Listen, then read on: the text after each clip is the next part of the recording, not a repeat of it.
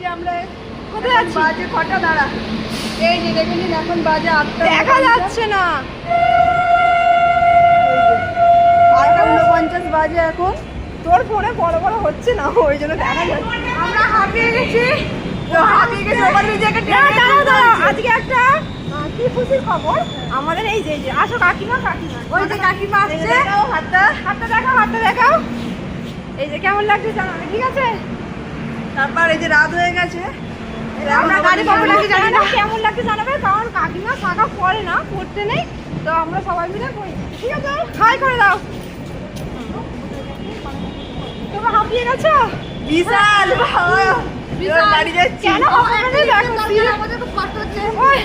ওই কেন হাঁপিয়ে গেছে সেটা বল। এবার আমরা নামবো, দেখো কেমন করে যাই।